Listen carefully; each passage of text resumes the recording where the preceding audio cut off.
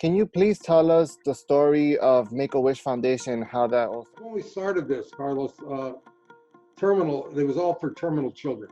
There wasn't, like I say, through the grace of God, modern medicine, leukemia was a death sentence back then. That was all I wanted to hear. Oh my God, there's a baby cop. Oh my God, there's a baby cop. Yeah. And I was a baby cop, and I accepted. You had to give up brushing your teeth or wearing the sombrero that you have on right now. Which one would it be? Need money to give back. You can give back your time.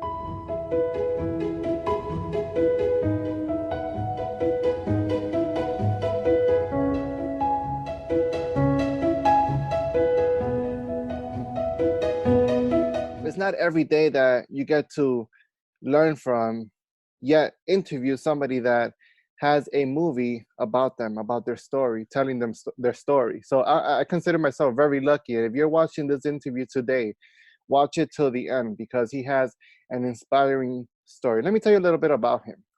Not only does he have a movie, which is called Wishman, it came out on Netflix, it's trending, and we actually know the producer. You're good friends with him. His name is Greg S. Reed, great guy, one of the producers there.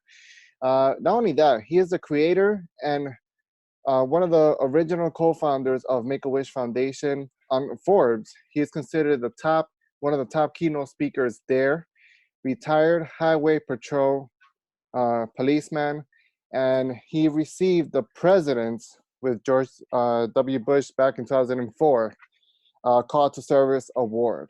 Frank Shankwitz, thank you so much for your time. Oh, I appreciate the invite, Carlos.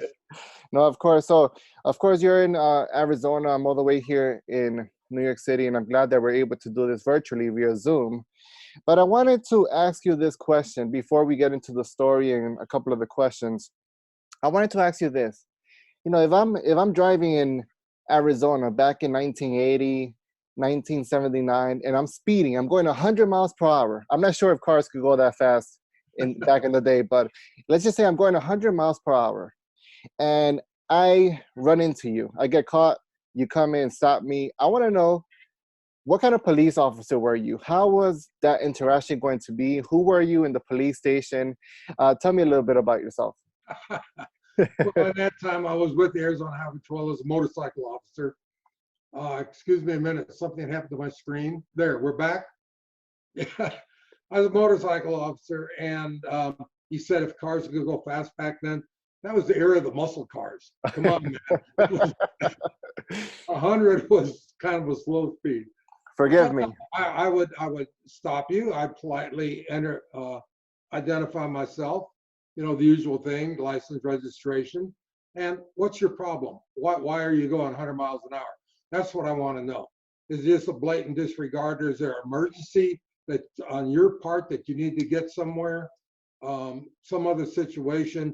Are you running from something else? So that's just the interaction.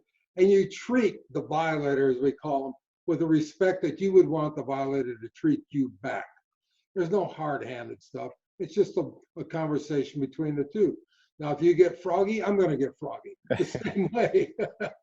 If you remain polite, I'm going to remain polite. And it's just an interaction. Let's get your attention, slow you down, and move down the way.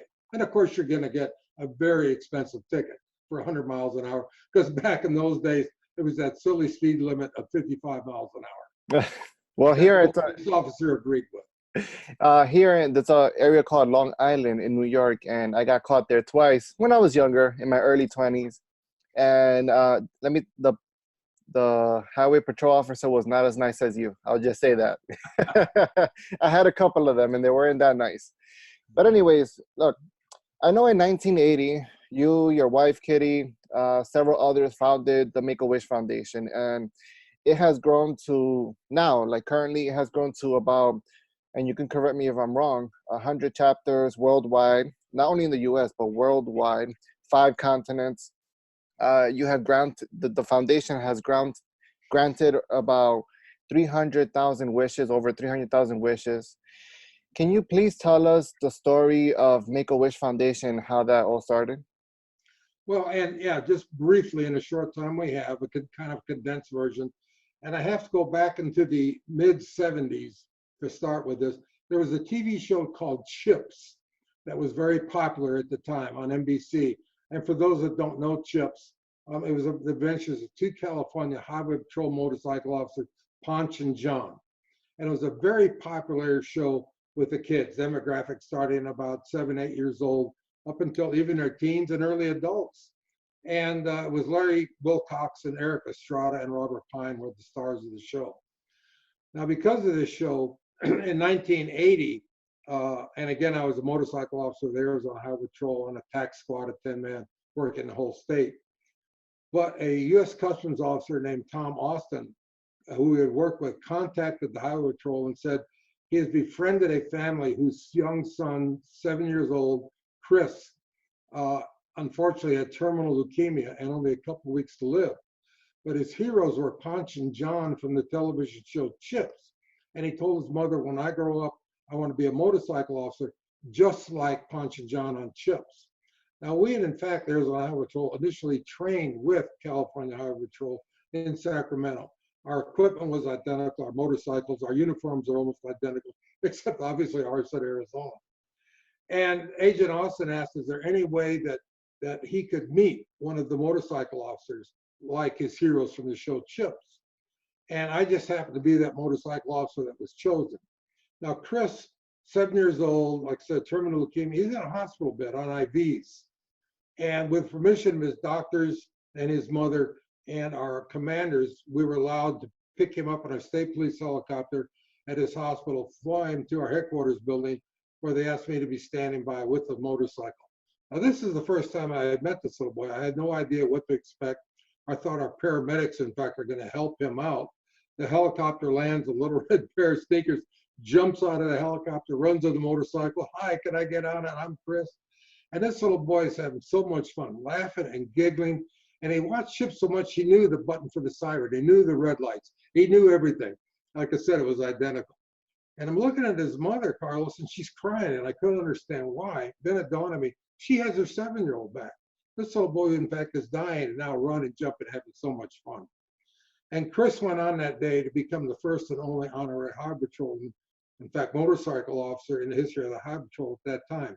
In fact, with a custom-made uniform we had for him, a badge which is still assigned today, his smoky hat, but more important to him, his wings that made him that wish come true for him. And unfortunately, Chris died a couple of days later. And I was like, I think maybe those motorcycle wings like we have on a uniform helped carry him to heaven. But our commanders came to me and said, we've just lost a fellow officer, because he was sworn in as a highway patrolman. We learned that Chris was going to be buried in a little town called Collado, Illinois. I would like you and your partner to go back and give Chris a full police funeral, which we did. Now, this is the days before internet, but the press picked this up. We're met in Chicago. We're met in this little town of Kewanee by NBC, CBS, ABC, all wanting to cover this coverage of this little officer. But most important, we were met by Illinois State Police, City Police, County Police, who joined in his funeral procession to help bury our fellow officer. In fact, Chris was buried in uniform. His grave marker reads, Chris Gracious, Arizona Trooper. But flying home, I just started thinking, here's a little boy had a wish, and we made it happen. Why can't we do that for other children? Let them make a wish, and we'll make it happen. And that's when the idea of the Make-A-Wish Foundation was born, maybe 30,000 feet over Kansas or something, on the way home to Arizona. You know, I've heard this story a bunch of times. I've seen you talk plenty of times, and obviously I've seen the movie a couple of times here with my wife. And hearing you say that story, even that it's so brief, it always hits so hard in a good way, and it's very inspiring. So thank you for sharing that. While you were being told to handle the situation with Chris, who had leukemia, and it kind of, you didn't necessarily pick it, like you didn't choose it. It kind of was just dealt to you. Like, here, can you do this, please? In the very beginning, was there something that you wanted to do? Like, was your heart warmed up to it, or was, because I know in the movie it kind of portrayed as, I don't want to deal with it, but deep down inside, maybe your intuition was telling you that this was something good to do, that you should do it. Was that how you found yourself in that situation? Oh yes, remember the movie is based on a true story, typical right. Hollywood, right? Yeah. We embellish a little bit. But in fact, and because I'm a highway patrol officer, but I was also assigned during that time to a 10-man fatal accident investigation team.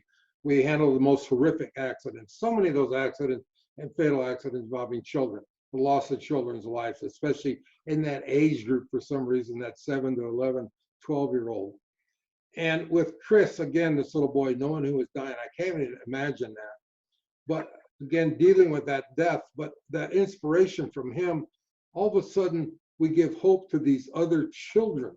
Because when we started this, Carlos, it was all for terminal children. There wasn't, like I say, through the grace of God, modern medicine, leukemia was a death sentence back then. And in fact, about 25 years ago, we changed the mission to children with life-threatening illnesses because now more children are surviving. But in those days, none of the children survived. So this is a way we could give back. It made me feel good. I'm not dealing now with constant death in that sense, that I can interact with these children. Our group could interact with these children before, in fact, they pass away, giving them this very happy time in their life. Not only them, but the family also. It always includes the family. Now, I want to ask you a couple of fun questions and before I ask you the last question, and then we'll wrap it up from there. But if Frank Shankwitz, if you could choose an animal to help you stop someone that was breaking the law back then when you were a highway patrol officer, which animal would that be? Well, that would be a dog, of course. Police dog, come on, policeman. But even when my tenure in the Air Force, for a short time, I was a dog handler. And that was back in the days of attack dogs. And such a loyal companion. In fact, it was only, and I say again, in those days, it's different today with the animals, but they were only loyal to you. Nobody else could approach them. Wow. So, yeah, and again, now they interact. I mean, look at what we're doing with the service dogs for veterans, for everybody else. Yeah, it's incredible. I have 2 dogs myself, so I definitely know what you're talking about. One of them is not that nice, I will say that. So you live in Arizona. You're from there. What is something about Arizona that I probably won't know, or the average person won't know, that doesn't live there? Well, the size of the state, the diversity of the state, from the desert, like right now down in the Phoenix area this week, it's already going to be 105 degrees. Where I live in the mountains, high in the mountains, the high is going to get 80 degrees. We're just shocked it's going to be that high. But the diversity, you can be in the Phoenix area and go water skiing, and then travel in the wintertime, and then travel 2.5 hours north and go snow skiing that same day. But just the beauty of the state, the population. I live in a very remote area. In fact, I'm not even in a town, about 14 miles from town. But the clarity of the air and the people. Now, Phoenix area is almost 5 million people, but scattered in a big region, not like Manhattan, let's say. Right. But then you get out of there, and all of a sudden you just got the little towns. Everything from 500 people to my town, Prescott, Arizona, is 40,000 people. Yeah, I took a trip recently to Mexico, and it was a small town in Puebla, in Mexico City, and it's beautiful. Like, the population is not as much, but coming from a city that has 10 million people in a small city, I could definitely use that space. And I recently had a guest from New Jersey out here visiting, and she got a kick out of the fact we're on the country roads, and as the trucks or whatever pass, people wave at you. And she said, "What's that about?" So we're just saying hi. Well, we don't know who they are, but hi, glad to see you. Oh man, that's so funny. All right, I got a few more here, and then last question, okay? Okay. If you could have a superpower right now, you're sitting on that chair in your house or in your office. If you could have a superpower, which superpower would it be? To cure these incurable diseases. And not, it's not just for kids, obviously for adults, everything else. These cancers, especially right now, the brain cancers, we never saw that 20 years ago, especially in children, these brain cancers. But yeah, that would be the superpower. You go, and the cancer's cured. I like that one because it's something that I believe it's almost like we're fighting something that we can't see and we don't know too much about. So I would agree on you on that as well. Yeah, I think everything else, it's all mental. I think everything else is environment. But this is something very powerful that we could do. Yeah, but like I say, through the grace of God Yeah. and modern medicine, look what the modern medicines are doing these days. Well, that's true. Shoulder replacement, hip replacements. Okay, I got a part that's broken. Let's add a new one. It's amazing. What are some nicknames that you used to call rookies when they joined your force back then? Well, rookie was the big one, but baby cops. That was always my favorite. Oh my God, there's a baby cop. Oh my gosh, there's a baby cop. Yeah. And I was a baby cop, and I accepted that. Right. Because that actually showed respect from our elders, from the veterans that taught us how to be police officers, that they accepted us. Okay, baby cop, come here. I'm going to teach you something. How long did that last? Was it a year? Was it 5? How long was it? Well, it depends on your work ethic, how you accept the training, how there's some people that are natural in the police work or any type of profession, they're naturals at it. Right. And I just happened to be one of those guys that was a natural. Plus, I had training in the Air Force when I was in the Air Force as a air policeman. But it was accepted right away. But the biggest thing was I always tell these guys, teach me more. I want to learn from you guys. Learn from these guys that have been there for years. And it's the same in regular business. Learn from the people that know what they're doing. Agreed. All right, my favorite question from this little small group. If you had to give up brushing your teeth or wearing the sombrero that you have on right now, which one would it be? Well, probably brushing my teeth. And my sombrero, it's become a trademark just because of the Wish Kids years and years ago. But also, I've got a dermatologist. Unfortunately, because of all the years in Arizona in the sun, riding motorcycles, I've got a lot of skin cancer. Okay. And my dermatologist, the nurse on there said, and she's one of these workout gals, very fit. And she said, if I ever see you without that cowboy hat on, I'm going to smack you. And she would. I know that. So I've always got the cowboy hat on, but it's become a trademark. Yeah, I thought you were gonna say the hat, because it's like you said, it's a trademark. I love seeing you with the hat, even with the suit. When you came to New York City that time, I met you at the City Gala. It was just an awesome look to see, you know. Plus, you're tall too. Yeah, and it started with, like I said, not started, but I was always wearing a hat. And these galas with the Wish Kids we would do for Make-A-Wish Foundation. So many of the kids would come up, can I have a picture wearing your hat? And that's why it really, really started from there, became the trademark. So let's get into this last question, and then we'll wrap up the interview from here. But you know, the average person walking outside, the average Joe, I even want to throw myself out there. I'm not necessarily calling these people bad or that it's bad to be average. I'm just trying to make a point here. For them to kind of like think to themselves, right? You know, Frank, can I be a hero? Can I be a hero to my kids? Can I be a hero to myself? And you always talk about everyone can be a hero. So can you talk about how that idea, because I know the Make-A-Wish Foundation, you did that. I know you were a hero to the kid, I understand. But can you kind of talk about how you formed that term, and then how can somebody actually become a hero? And like you said, everyone can be heroes, the message of the movie, Wishman movie. And that was instilled in me back in when I'm 10 years old, when in fact 11 years old, when my mother left me and all of a sudden I'm kind of homeless. And my mentor, my father figure at that time, Mexican gentleman named Juan Delgadillo in this little town of Seligman. But he taught me how, when you can give back. What do you mean, Juan? Poor people are helping me. You don't need money to give back. You can give back your time. And again, this is a very young age. And he gave an example. Look at the widow Sanchez. She's always bringing you beans and tortillas, trying to help you out. Look at her front yard. It's full of weeds. Look at her porch. It needs scraped. It needs painted. You're big enough to do that. You don't have to have money to do that. You give back your time. And he said, you can be a hero in everybody's life. Well, that's where that came from. At a very young age, I've tried to do that my whole life, give back. I'm a retired police officer. I don't have a large income, but I do have time. And that's why I sat on these 7 different boards all around the United States, that I can help with these boards, which help other people give back. Well, that's important stuff there to know. And thank you for that clarification. It's definitely going to help me out in my journey.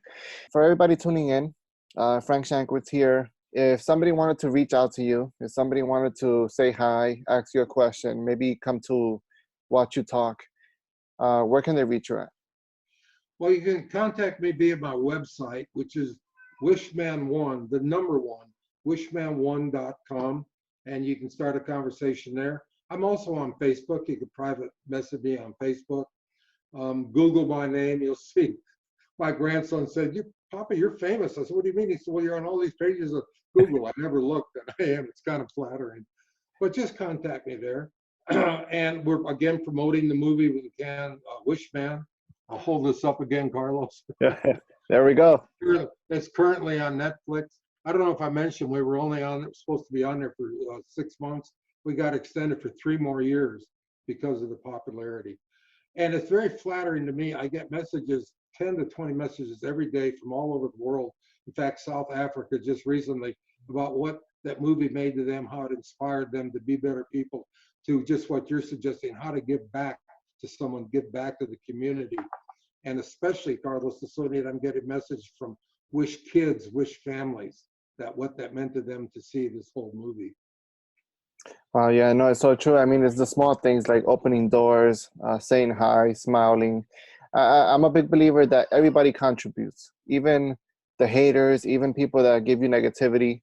They can all be used as a reinforcement to kind of keep going and use that as energy or fuel to help you keep moving forward. So I totally agree on that. Yeah, and like you just said, opening door for somebody, how simple. Now I have, and just recently I was in town, maybe a 10-year-old and his mom were there. The 10-year-old little boy opened the door for me. And I said, thank you, but then I stopped and I congratulate, ma'am, I very appreciate what your son did. Excellent parenting. So that makes the boy feel good. That makes mom feel good too. 100%. All right, guys. So this is Frank Shankwitz. Frank, thank you so much for your time. It meant the world to me, all the way from Arizona, making the time to do an interview with me here, being in New York City. I hope to see you soon, and I hope all of this passes away.